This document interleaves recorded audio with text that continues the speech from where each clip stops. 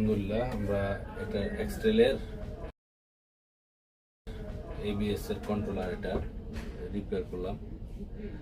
আমরা অনেকগুলো রিপেয়ার করলাম আর কি, রিপেয়ার করে রাখছি। আমাদের কাছে অনেকগুলো রিপেয়ার করার আছে।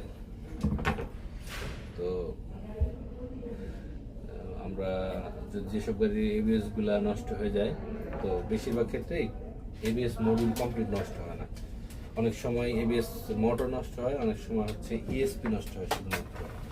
তো কমপ্লিট মডিউল না চেঞ্জ করে আমরা যদি চাই যে শুধু ইএসপি লাগাবো বা ইএসপি প্রোগ্রামিং করবো, ইএসপি মানে হচ্ছে ভেহিকেল স্টেবিলিটি প্রোগ্রাম আর কি, মানে এবিএস এর যে কন্ট্রোলিং পার্টটা। তো নিশান এক্সেল হাইব্রিডের ক্ষেত্রে এই জিনিসটা প্রচুর নষ্ট হচ্ছে এবং এটা চাইলেই রিপেয়ার করা যায় আর কি। আমরা ইনশাল্লাহ অধিকাংশ ক্ষেত্রে এটা না চেঞ্জ করে প্রবলেমটা সলভ করতে পারতেছি। ইকোনমিক্যালি যদি আপনি এক্সেল গাড়ির কোনো ক্রিটিক্যাল কাজ করতে চান, তাহলে আমাদের শরণাপন্ন হতে পারবেন। আমরা ইকোনমিক সাপোর্ট দেওয়ার চেষ্টা করি কাস্টমারদের।